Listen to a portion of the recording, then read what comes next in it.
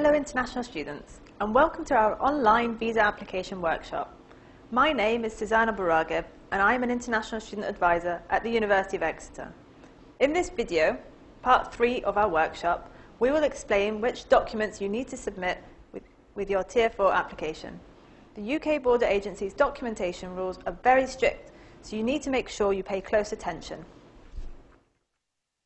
There are 2 things you need to remember for all of your documents. First, for every document that you provide, you must include the original document and a photocopy. This includes a copy of your passport photo page. Make sure the photocopies are of good quality and can be read easily. If you do not provide a photocopy of each document, the British Embassy might not return your original documents to you. Secondly, your documents must also be in English. If they are not in English, you must include both the original and a translation which meets the strict UK Border Agency rules. Translations should be done by professionals and should be certified. They must include the date of the translation, the translator's signature, the translator or translation company's contact details, and confirmation that it is an accurate translation of the original. All of these details must be included on the translation itself. Even if it's very official, for instance, it has been certified by your government, your application will be refused if any of this information is missing. Now that we're clear about originals and translations, we will look at each individual document you will need. First, you will need the application forms and payment as described in Part 1. Next, we'll look at your photos. You must provide 2 recent passport photos of yourself and write your name on the back. The UK Border Agency is very strict about the size and type of photo that they will accept. Have a look at the good and bad examples of the passport photos on this screen. You must not smile, you must not sit too far forward in the machine, you must make sure that your eyes, eyebrows and ears are clearly visible. If you wear glasses, we would recommend that you take them off for the photo. The photos must be in colour and be against a light grey or cream background. They must not be digitally altered. For example, you cannot use Photoshop or other similar software to change anything in the image. Don't worry, I'm sure you'll get beautiful photos. Number 3, passports and visas. You must submit your current passport and, where possible, any other passports you have used to travel to the UK. If you have renewed your passport and your current visa is in your old passport, you must submit your old passport as well as your new one.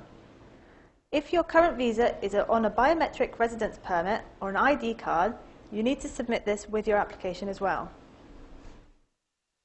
Next, you will need to prove that you are or will be studying at Exeter, and that's where your CAS comes in. CAS stands for Confirmation of Acceptance for Studies and is not technically a document at all, but a unique reference number. This number is linked to an electronic record created by the university in the UK Border Agency's computer system. As a new student, your CAS number will be issued by the admissions office when your offer becomes unconditional. Your CAS number and a list of the details that have been uploaded into the UK Border Agency's system will be emailed to you. This email is called a CAS statement. You will not receive a hard copy of your unconditional offer, and a letter of this type is not required for your Tier 4 application.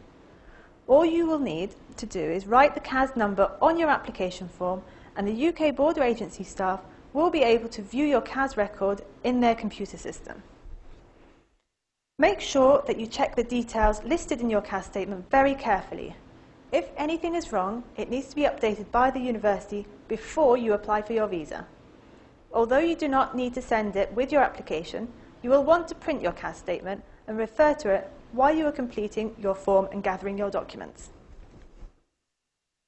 Now that the UK Border Agency knows that you have an offer, they want to make sure that you are qualified to study that course. Your CAS statement will list the documentations used to obtain your offer at Exeter. This will usually be an academic qualification, such as a previous degree or high school results, and an English language test, such as IELTS or TOEFL. you need to provide an original certificate or transcript for each of the qualifications listed on your CAS. It is particularly important that any translations of certificates or transcripts do meet the translation rules mentioned earlier. We usually find that translations that have been done by your school or agent do not meet these rules. Finally, the UK Border Agency wants to make sure that you can pay for your studies. The rules for financial documents are the most difficult, and you need to check carefully that the documents you are planning to submit meet the requirements. Remember the 3 different categories that we discussed in the finance video? Self-finance means that you or your parents pay for your studies. Sponsored means that you are paid for by a government, an international company, or an international scholarship agency. And finally, scholarship means that the university pays for your fees. Students in each of these categories need to show different financial documents. If you are self-financed, you will need to show that you have the required amount of money for tuition fee and living expenses, explained in the finance video earlier. This money needs to be available in cash funds in a bank account, and you must have instant access to these funds. Fixed deposit accounts are not acceptable. The bank account should be in your name if possible. You can use your parents' account if you have to, but you must then also include a letter from your parents confirming that the money in their account will be used to pay for your studies, and you will need to submit your original birth certificate. Both of these documents will need translations if they are not in English. You cannot use bank statements that are not in your name or your parents' names. So if you are being supported by another relative or a family member, their bank statements will not be acceptable. Remember that you must maintain the minimum balance of tuition fees and living expenses for a full 28 days before you apply for your visa. Your bank statements need to cover the full 28-day period, and the last transaction must be dated within the last 31 days. This is extremely important. If your balance drops below the required amount for 1 day, or if your bank statement is too old, or if your bank statement does not cover the full 28 days, your application will definitely be refused. The bank statement or bank letter that you provide needs to meet certain requirements. It must be on letter-headed paper, on paper clearly showing the logo of the bank.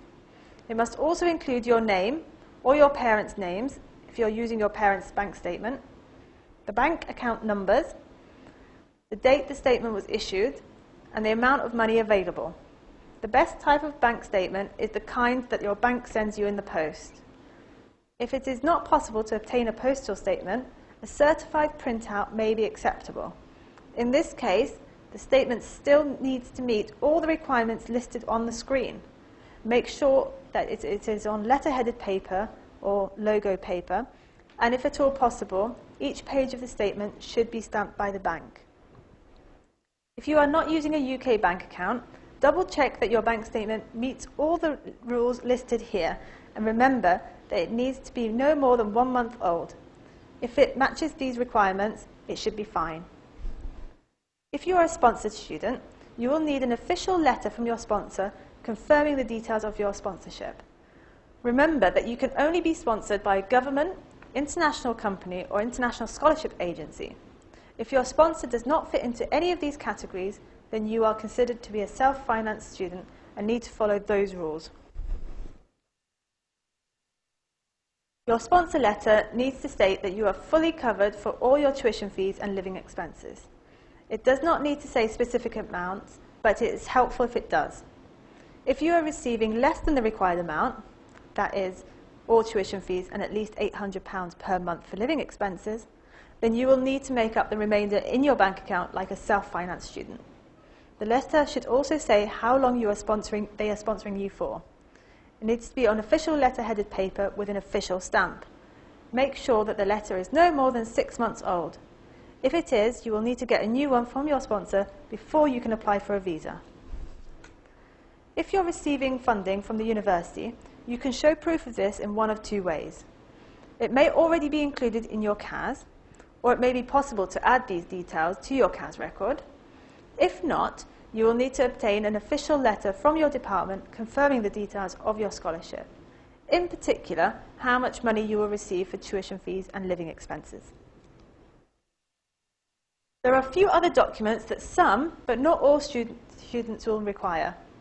If you are studying a PhD or degree leading to a master's level degree in engineering, physics, biosciences, computing, or medicine, you may require an ATAS certificate. Your CAS statement will say whether or not this is required.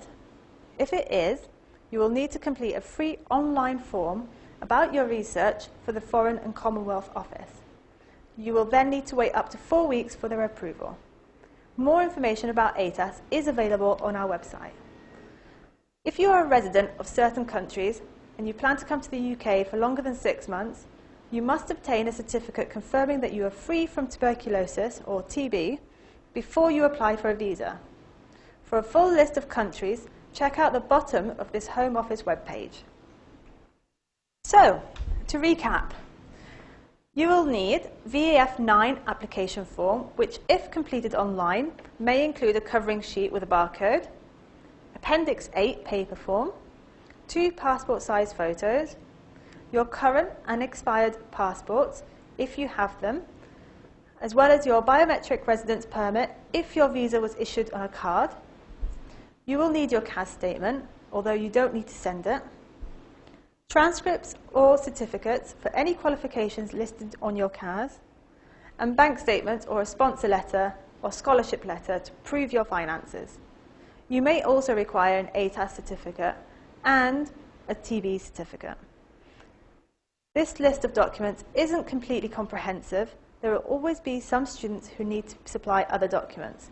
But if you prepare your application based on this list and the information in the other videos, you should be all set to apply for a visa. Remember that our website includes more information to help you prepare a successful application. We have application form guides, detailed questions and answers, and checklists, so just follow the steps laid out in the left navigation bar.